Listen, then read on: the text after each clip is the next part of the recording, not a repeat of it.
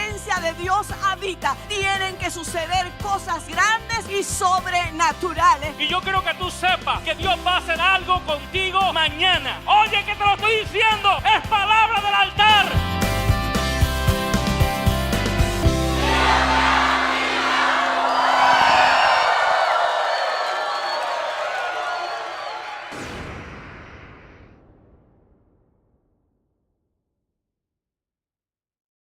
Y le damos la más cordial bienvenida. Vamos a darle la bienvenida también a la gente que nos está viendo a través de las redes sociales.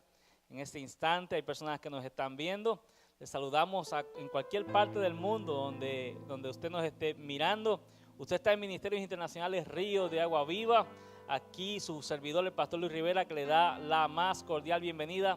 ¿Qué le parece si le damos un fuerte aplauso a toda la gente que tiende a bien sintonizar esta programación? Les bendecimos.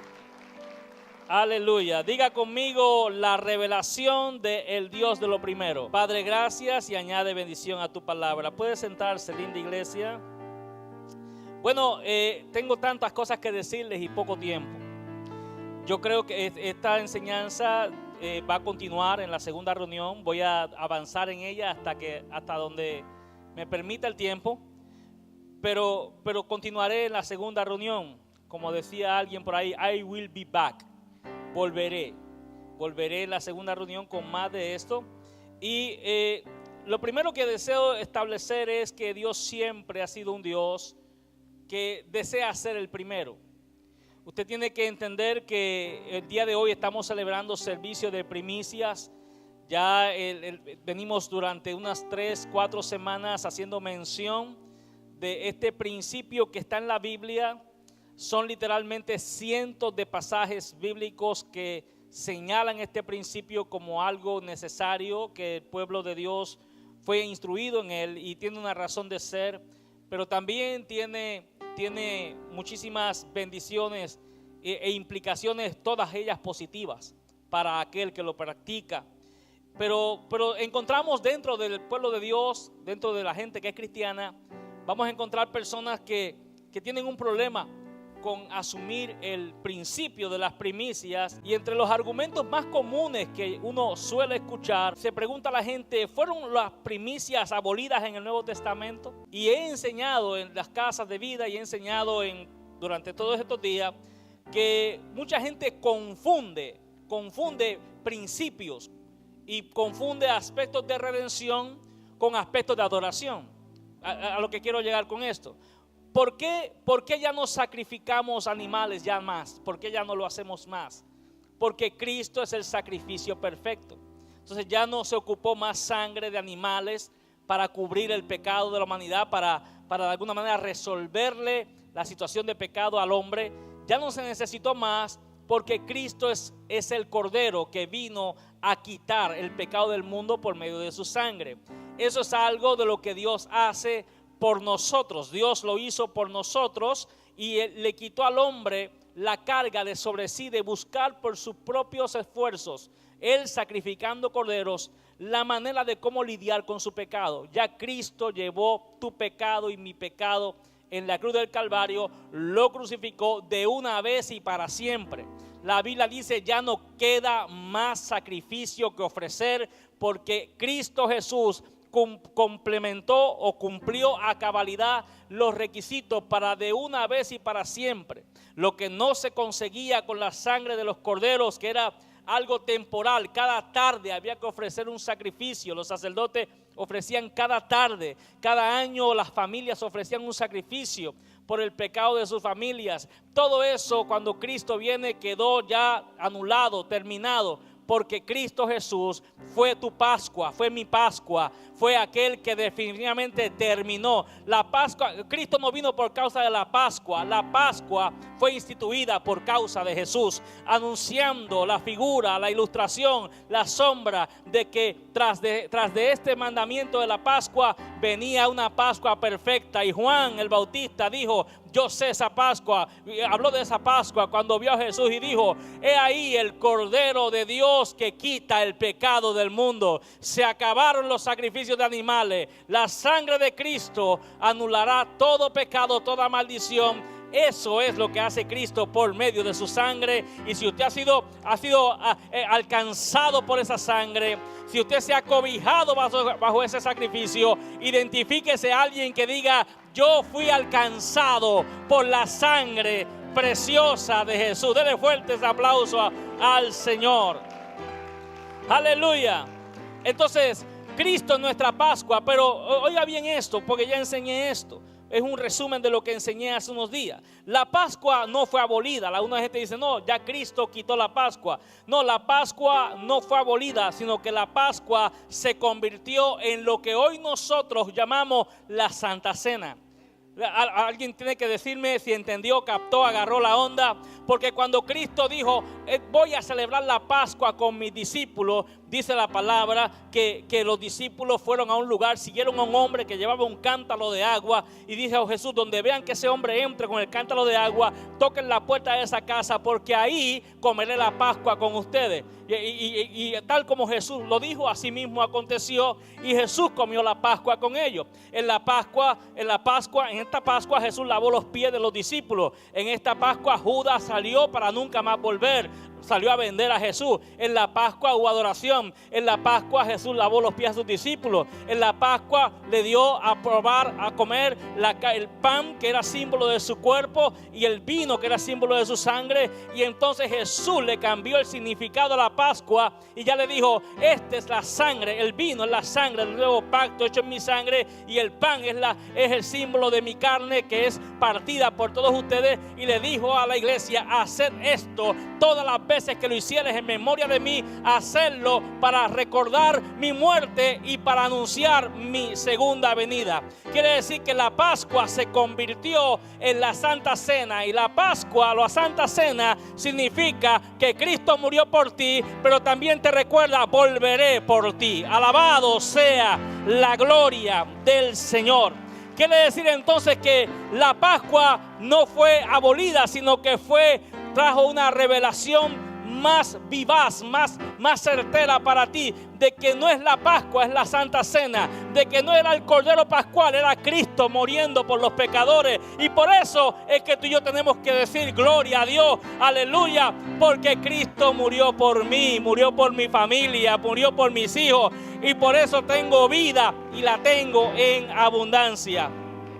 Lo segundo que vemos en la ley es que el día de Pentecostés no fue abolido tampoco. Pastor, ¿cómo va a ser? El día de Pentecostés fue el día en el Viejo Testamento donde el pueblo llegó al monte Sinaí, recibió leyes, mandamientos y recibió ordenanzas. Dios le dio la constitución del reino, y en ese día de Pentecostés, precisamente en ese día, que algunos asumen que Pentecostés o pentecostal son coros avivados, gente que se viste de tal o cual manera, o música de tal o cual manera. Pentecostés no es otra cosa que ese mismo día fue el día donde nació la iglesia de Jesucristo, llena bajo el fuego del Espíritu Santo en el día de Pentecostés. Por eso usted y yo somos pentecostales, porque nacimos del fuego del Espíritu Santo.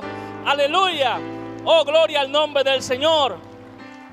Entonces, si la Pascua no fue abolida, pues tampoco no fue el día de Pentecostés, porque ese día nació la iglesia. Entonces tampoco las primicias son de descartarse. La gente dice: no, ya eso no tiene que ver con nosotros. Pues entonces, ¿por qué dice que recibió el fuego de Pentecostés? Porque en el día de Pentecostés nació la iglesia. ¿Por qué entonces decimos, si la Pascua no tiene que ver con nosotros, por qué come la Santa Cena entonces? Porque la Santa Cena se instituyó en el día de la Pascua, símbolo del sacrificio de Jesús. Entonces, ¿por qué pensar que las primicias no tienen lugar en la iglesia?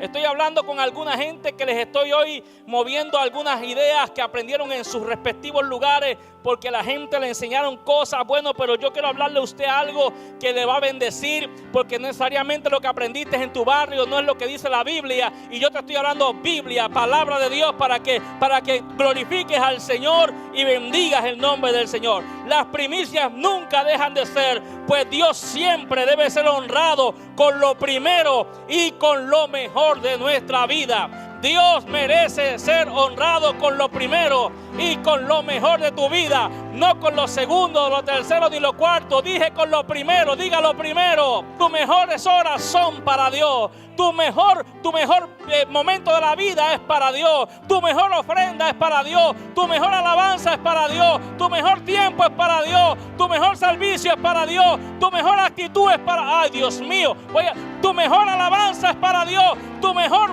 actitud es para Dios. Tu mejor ofrenda es para Dios. Tu mejor de todo es para... Ay, aleluya. Alguien puede darle gloria al Señor por esto. Aleluya. Pero la iglesia moderna cambió el propósito de las primicias. Aquí se muere una vaca sagrada ahora. Porque aquí hay gente, la gente tiene muchas ideas.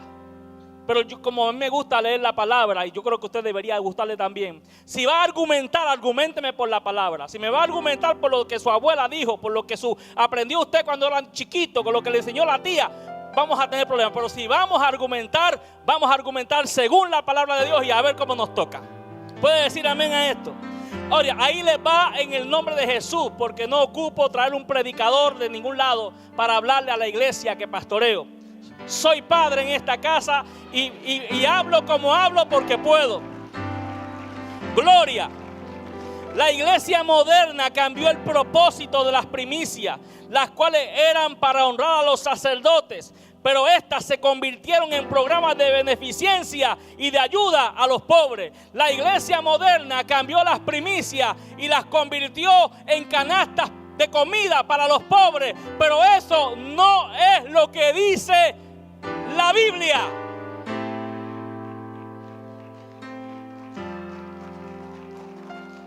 Pastor, ¿y usted no cree en ayudar a los pobres? Pues claro, si no, pregúntele a mi equipo cercano si ayudamos a los pobres o no. Nosotros ayudamos a los pobres aquí mensualmente. Gente con necesidad los apoyamos de una u otra manera. Y tengo gente aquí que me pudieran decir mentiroso si fuera mentira. Ellos están conmigo cuando se hacen los cheques.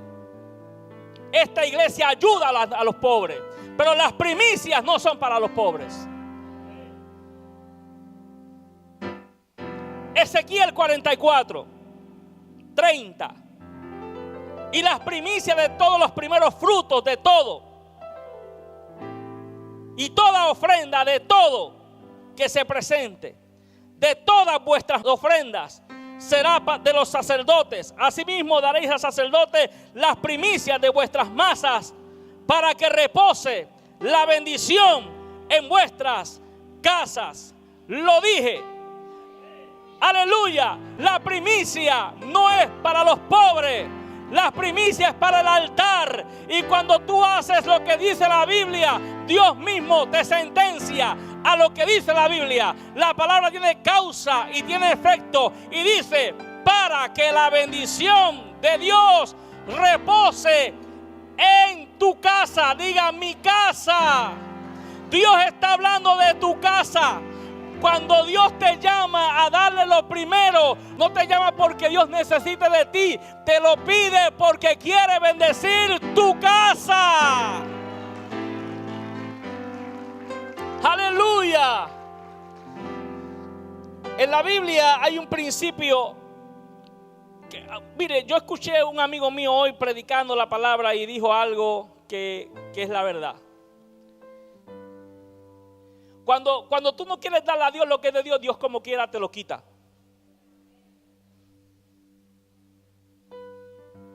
El único problema es que cuando te lo quita, si Dios te lo quita, no tienes recompensa. Si tú lo das, te bendice.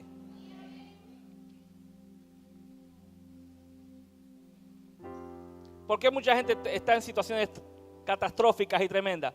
Dice, a mí no me da la gana de darle diezmo a Dios porque yo tengo necesidad. Pues no se lo dan. Entonces, ¿qué dice la Biblia? No le dan el diezmo a Dios. Entonces comen y no se sacian. Por más que quieren calentarse, no se calientan. Por más que beben, dice que reciben su jornal como en bolsillo roto. ¿Dice la Biblia? ¿Sí o no? ¿Lo dice o no lo dice? Entonces tú no le quieres dar a Dios lo que es de Dios, porque dice, esto ¿qué es de Dios? Esto es mío. Entonces Dios viene y te lo quita.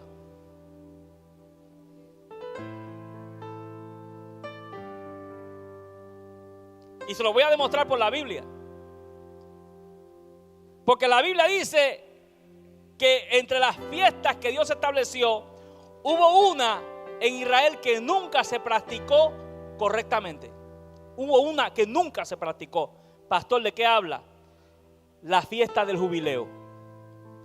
Esa fiesta nunca se practicó. ¿Y en qué consistía la fiesta del jubileo?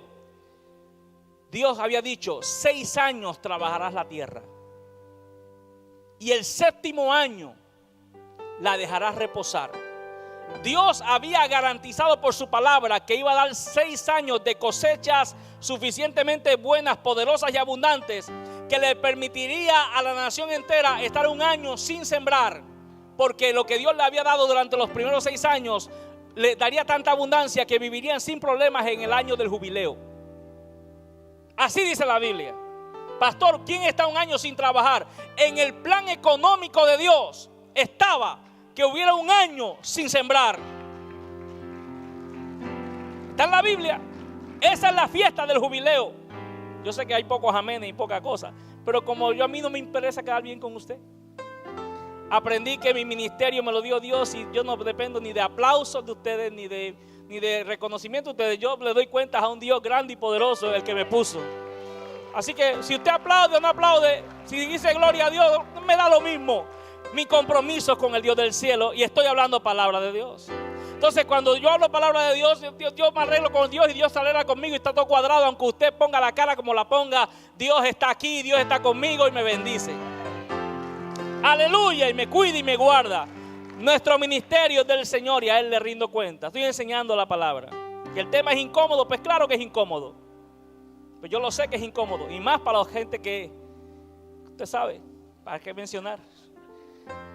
¿Para qué decir? Para que no se sientan mal. Es incómodo. Pero cuando hablamos del año de jubileo, esto nunca se practicó. Nunca. Y pasaron los años y cuando llegó el momento en el cual la maldad del pueblo de Dios se volvió insoportable, Dios le dijo a la nación de Israel: estarán 70 años como esclavos en tierra de Babilonia. Y cuando usted, si usted se ilustra un poco en esto, porque no tengo todo el tiempo para explicárselo, pero si usted busca un poquito de información a esto, usted va a encontrar que teológicamente hablando, todos los exégetas, estudiosos de la palabra de Dios están de acuerdo, y en esto hay unanimidad en todos los que estudian la Biblia, que la razón por la cual estos fueron 70 años, no 75, no 80, no 100, no 40, fueron 70 años, porque fueron los mismos 70 años que ellos no dejaron descansar la tierra. Te dije hace un rato que cuando tú no le quieres dar a Dios algo, Dios te lo va a quitar. ¿Tú me estás entendiendo lo que yo te estoy diciendo? Tú no le das tu matrimonio a Dios y puede ser que pierdas tu matrimonio. Y esos 70 años de cautiverio fueron 70 años porque fueron los mismos 70 años que la nación dijo, no, nunca cumplieron con el año de jubileo. La tierra la siguieron trabajando sin cesar. Y se fueron acumulando 70 jubileos. Y cuando Dios dijo, me cansé de la maldad de ustedes, y la sentencia es 70 años. La tierra tenía que descansar esos 70 años y Dios la puso a descansar, pero la puso a descansar Él. Porque en esos 70 años el territorio de Israel estaba abandonado, destruido, hasta que Nehemías comenzó a restaurar murallas y empezó la restauración con Esdras y con todos los que fueron los restauradores. Pero fueron 70 años que la tierra no se cosechó. Cuando tú no le quieras dar algo a Dios, Dios se va a encargar. Aleluya. Por eso yo prefiero darle a Dios lo que es de Dios, porque de todas maneras Él lo va a tomar. De Jehová la tierra, el mundo, su plenitud y lo que en Él habitan. Ofrécele a Dios. Los que presentaron sus hijos al Señor, ofréceselos a Dios. Ofrézcale a Dios lo que Él le pide. Déselo de buena gana. Gente que no quiere alabar a Dios y piensan que Dios se va a poner a llorar porque tú no lo quieres alabar. Si tú no lo alabas, Dios de todas maneras tiene alabanza y mejores que las tuyas. En el cielo hay millares y millares de ángeles que lo alaban mejor que tú y mejor que yo. Yo creo que si Él me dice alábame, adórame, yo no debo ver eso como carga. Yo voy a alabar a Dios porque yo sé que hay gente que alaba a Dios mejor que yo. Y si Dios me está dando la oportunidad a mí, yo voy a alabar a Dios, yo voy a alabar a Dios. Dios te está dando una oportunidad, no es carga, es una oportunidad para bendecirte. Cuando Dios te dice alábame, adórame, te lo dice porque quiere verte chorreado la cara o porque mi alma alaba a Dios. Yo no he visto una persona que comience a alabar a Dios genuinamente y que no salga bendecido diciendo gloria a Dios, Dios me tocó. Cuando tú alabas al Señor, la bendición de Dios se manifiesta. Por eso dice, yo habito en la alabanza de mi pueblo. La alabanza cuesta, pues claro, hay que gritar, hay que aplaudir. Se suda, se le suda la camisa, la corbata se afloja, la camisa se sale, se le chorrea el make a la hermana. Pues claro que la alabanza y la adoración implica unas cosas. Pero yo lo que sé es que cuando yo le doy a Dios lo que Él me pide, yo me voy bendecido para casa. Me voy bendecido para mi casa. Y si tú le vas a dar a Dios lo que Él te está pidiendo, te vas a ir bendecido para tu casa en esta mañana de gloria. Tengo a alguien que lo cree por acá, alguien que lo crea más allá. Dale a Dios lo que es de Dios y te vas a ir bendecido. Fuerte el aplauso. Su nombre sea la gloria. ¿Qué más enseñan las primicias? Las primicias dicen que no, que eso es del Viejo Testamento. Bueno, pues ahí les va. Las primicias nos enseñan a valorar a aquellos a quienes Dios llamó. Aquí no pasa eso, ¿sabes? Pero yo conozco unas iglesias que parece que son la estaca de amarrar el diablo. Maltratan a sus pastores. Los tienen viviendo en las peores condiciones. Son irrespetuosos con ellos. Murmuran en contra de ellos. Critican todo lo que hacen. Aquí no.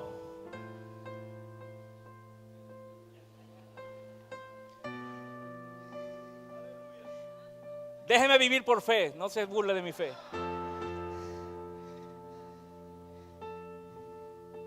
Pero las primicias tienen un propósito. Porque tenemos mucho pueblo que ama, que dice amar a Dios, pero ama y estima poco a sus pastores y a los que los ministran. Tenemos un pueblo que dice, le sirvo a Dios con todo mi corazón. No tienen problema con eso. El problema que tienen es servirle al hombre o a la mujer de Dios. Ahí sí tienen problema. ¿Qué se cree él? ¿Qué se cree ella? ¿Se cree que es rey, princesa? ¿Que me sirva él a mí?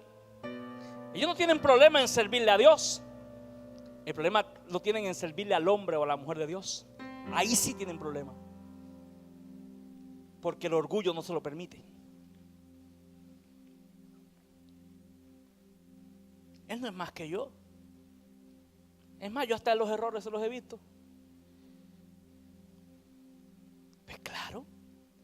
Pero Dios te enseña por medio de las primicias. Gálatas capítulo 6, verso 6 dice: el que es enseñado en la palabra, haga partícipe de toda cosa buena al que lo instruye. No os engañéis, Dios no puede ser burlado. Todo lo que el hombre sembrare, eso también segará. Porque el que siembra para su carne, de la carne segará corrupción, mas el que siembra para el espíritu, del espíritu segará vida eterna. No nos cansemos pues de hacer el bien, porque a su tiempo segaremos si no desmayamos. Así que según tengamos oportunidad, hagamos bien a todos, mayormente a los de la familia de la fe. Dios te dice que lo que tú hagas por el que te instruye, por el que te enseña, es una semilla que a su tiempo segará. La gente toma estos versículos por separado y los comienza a hacer pequeñas teologías del verso 6, del verso 7, del 8. Los separa y los hace ver como mensajes independientes. Pero esto es un solo mensaje para los que les gusta escudriñar la palabra. Gálatas 6 está hablando de la honra que la iglesia tenía que darle a los que la ministraban. Pablo le dice a la iglesia: el que es enseñado en la palabra, haga partícipe de toda cosa buena al que lo instruye. Yo creo que están hablando de ti, que eres instruido, y ese es principio de primicia. ¿Se puede decir amén a eso? Principio de primicia. Porque te dice: no te engañes, porque Dios no puede ser burlado. Todo lo que el hombre siembra, eso también segará. cuando no aprendes a honrar al que te bendice, cuando no honras a tu líder de casa de vida, cuando no honras a tu pastor, cuando no honras a tu supervisor, cuando no honras a los que te sirven tal vez con tus niños allá atrás, cuando no los honras, estás sembrando una mala semilla que a su tiempo segarás. Sí, porque decimos, Señor, vamos a cosechar buenas cosas. Pues claro que sí, pero tus acciones son semillas.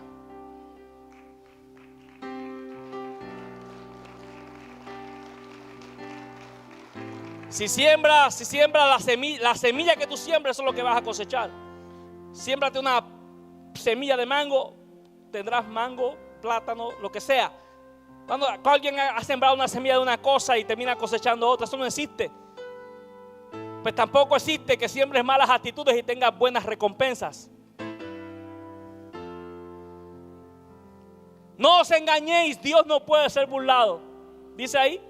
Y está hablando de la honra que la gente que es instruida debe darle al que lo instruye. Ahí dice la Biblia. Porque el que siembra para su carne, de la carne segará corrupción. ¿Qué es sembrar para la carne? Siempre piensa la gente en borrachera, en droga, en baile. Ahí sí. Pero ¿qué tal de la mala siembra de malas actitudes? La siembra de la murmuración. ¿Cuál será la cosecha de esa semilla? ¿Cuál será la cosecha de la semilla del chisme? ¿Cuál será la cosecha de la semilla de la calumnia? ¿Cuál será la cosecha, Dios amado? ¿Qué clase de cosechón? Alguien dijo, siembra vientos y cosecharás tempestades. Pero el que siembra para el Espíritu, alguien puede decir amén a eso.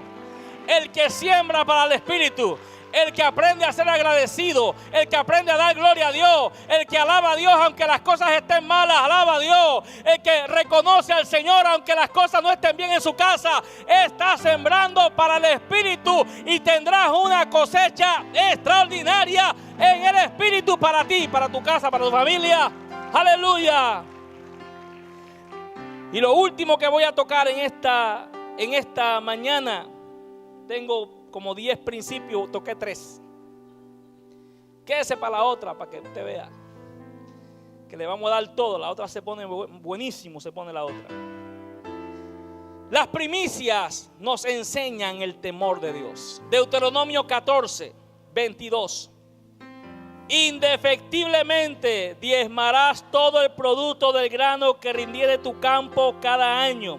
Y comerás delante de Jehová tu Dios en el lugar que Él escogiere para poner allí su nombre. El diezmo de tu grano, de tu vino y de tu aceite y las primicias de tus manadas y de tus ganados, para que aprendas a temer a Jehová tu Dios todos los días. Cuando tú aprendes a honrar a Dios con lo primero y con lo mejor, estás entendiendo que aprendes a temer a Dios. Yo le temo a Dios y no le temo porque me asesina, porque me destruye. Le temo porque sé que es un Dios grande y poderoso y sé que su mano puede bendecirme y sé que su mano puede cortarme las bendiciones. Y cuando yo aprendo que la mano de Dios, de su mano recibo todo lo que recibo, entonces le temo y lo honro con lo mejor y con lo primero, porque eso me garantiza que tengo temor de Dios en mi vida. Y si hay temor de Dios en mi vida, el favor de Dios estará conmigo y no extenderé mis manos al pecado, no viviré una vida doble porque tengo temor de Dios. No diré una cosa con mi boca y haré otra con mis manos porque tengo temor de Dios. No defraudaré al compañero de trabajo porque tengo temor de Dios. No miraré a la mujer ajena porque tengo temor de Dios. No hablaré mentira con mi boca porque tengo temor de Dios. Y las primicias, cuando las traigo, digo, esto lo traigo porque tengo temor de Dios. ¿Habrá alguien que diga, yo tengo temor de Dios? ¿Habrá alguien que pueda decir, pastor, yo tengo temor de Dios?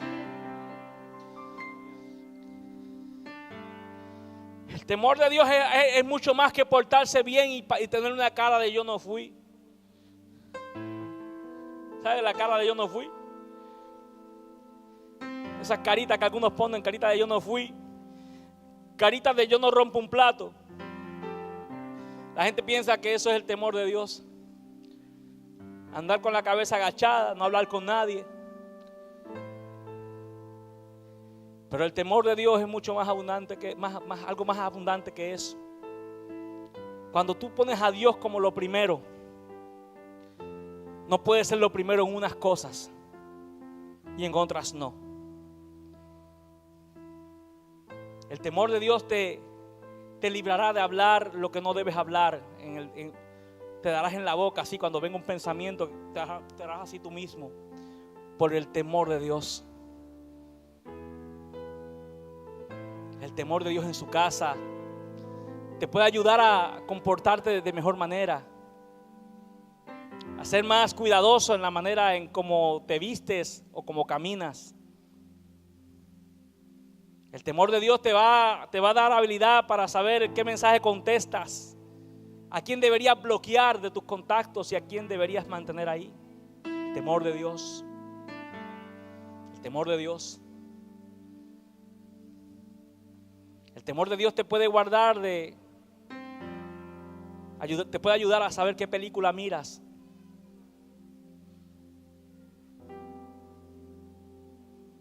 Hoy día es muy difícil ver televisión. Uno piensa, vamos a ver, el otro día me puse a ver una película con mi esposa, una peliculita ahí, vamos a ver que se ve bien el tema este. Aquello cuando tuvimos que cambiarlo aquello. Porque no se podía ver. No era apto para niños. Y yo soy como un niño. Así dice la Biblia, que yo soy como niño, ¿no? Si no es apta para niños, pues tampoco debe ser apta para usted. ¿Sí o no? Iglesia amada, Dios desea ser el primero. Dios quiere ser el primero. Y no solamente quiere ser el primero en tu dicho, también quiere ser el primero en todas las áreas de tu vida. Y eso implica, Dios quiere ser primero en tus finanzas. Ahora termino con esto. Pastor, ¿y por qué Dios me va a pedir a mí? ¿Por qué yo tengo que dar? Ya te dije, porque tienes que aprender a estimar el altar, tienes que aprender a estimar el que te enseña, tienes que aprender a estimar la persona a quien Dios llamó, tienes que aprender a estimar la enseñanza que se te da, tienes que aprender el temor de Dios. Pero Dios te enseña que Él es lo primero, y entre las cosas que más la gente le cuesta que Dios sea primero es en asuntos financieros. ¿Por qué, pastor? Pastor, soy el primero en llegar a la iglesia, pero ¿por qué Dios va a pedirme a mí lo primero de mis finanzas? ¿Quieres que te diga? Porque las finanzas es aquello que más compite con Dios. Porque las finanzas te dicen, el Dios Mamón le dice a la gente: tú tienes dinero, tú eres poderoso. Tú tienes dinero, lo puedes tener todo. Si tú tienes dinero, nada te falta, todo lo tienes cubierto. Esa es la filosofía de Mamón. El Dios Mamón, que es el Dios o el espíritu que está detrás de las finanzas. ¿Sabes que en las finanzas hay un espíritu? Por eso dice la palabra que muchos por codiciarlas cayeron en tentaciones necias y en lazo del diablo. Quiere decir que en las finanzas hay un espíritu. Entonces viene Dios, como Dios sabe, porque Dios es el que lo dice, que hay un espíritu que se mueve dentro y detrás de las finanzas. Dios te dice, esto lo podemos, la forma de eliminarlo es cuando tú aprendes a honrarlo con lo primero. Cuando tú lo honras con lo primero, le estás diciendo a Mamón: mira, Mamón, tú no eres el primero, Dios es primero. Y mira, ¿sabes qué? Sé que aunque tengo dinero, no es el dinero el que me da las cosas. Las cosas me las da el altar. Mucha gente no viene al altar por no dejar su dinero, pero el que trae su dinero al altar dice: Señor, el dinero no me controla, el altar controla. ¿Será que lo puedes entender? ¿Por qué Dios no le pide a Abraham dinero y le pide el hijo? ¿No se ha puesto a preguntarse? Si Dios le hubiera pedido a Abraham, dame el 90% de tus riquezas, Abraham sin problemas se las hubiera dado, porque su corazón no estaba en el dinero. ¿Dónde estaba el corazón de Abraham? Para con Isaac. Era su tesoro. Dios siempre te va a pedir lo que más estimación tiene la gente. ¿Por qué, pastor? ¿Y por qué Dios me despojaría de lo más que yo necesito o lo más que yo amo? ¿Sabe por qué? Porque cuando tú te despojas de aquellas cosas importantes y las traes como primicia al Señor, Dios te garantiza éxito y no te quitará lo que no te quedará sin nada, te multiplicará aquello que traes. Por eso dice la Biblia que cuando tú traes tu primicia al altar, habrá abundancia de mosto y de vino en tu casa. La primicia no te empobrece, la primicia te hace crecer. ¿Lo puedes creer? Cuando tú tenías, el que criaba ganado, de lo que fuera, el primogénito del ganado, excepto de los asnos, de los burros, excepto de ellos, todo lo demás, todo lo que abría matriz, era de Dios. Todo primer cosecho de árbol plantado, el primer cosecho había que traerlo al templo. El hombre no podía tomar ese cosecho. ¿Por qué? Porque Dios nos enseña a través de este principio que cuando tú lo pones a Él primero, y aquí dice: yo abriré las ventanas de los cielos y derramaré bendición hasta que sobre y abunde. Pero esto se tiene que vivir por fe. Porque la gente dice: ¿y yo voy a poner mis finanzas en manos de hombre? Ese es el dilema. Por eso la misma palabra dice que los diezmos que se traen se ponen en manos de mortales, de hombres mortales. Pero la promesa, ¿quién la desata? Dios. Entonces tú tienes que creer por fe. Si mucha gente puede hacer cosas por pura religiosidad. Si yo le digo aplauda, todo el mundo puede aplaudir sin problema. Todos parecen cristianos santos que van para el cielo. Vamos a cantar, me voy con él. Todos lo cantamos a coro. Me voy con él. Todo el mundo lo canta a coro.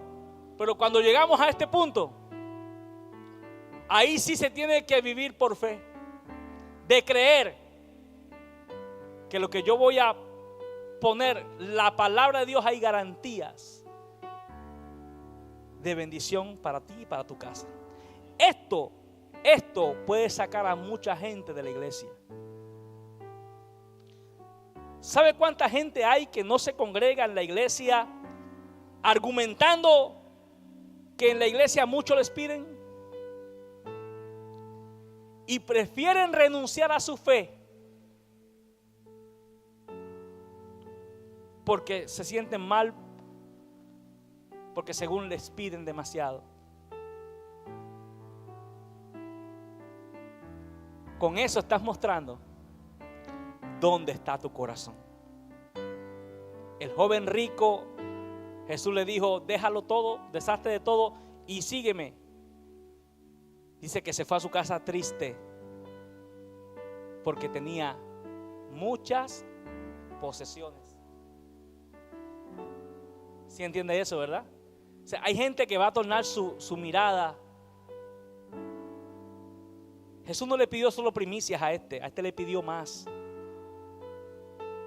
Dice que cuando oyó, se fue triste a su casa y no siguió a Jesús.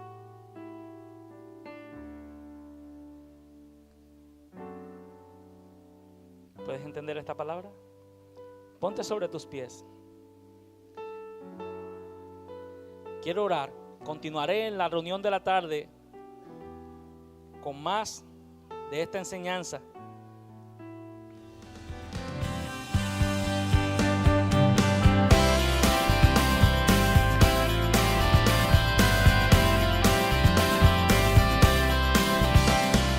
Porque donde la presencia de Dios habita, habita, tienen que suceder cosas grandes y sobrenaturales. Y yo quiero que tú sepas que Dios va a hacer algo contigo mañana. Oye, que te lo estoy diciendo, es palabra del altar.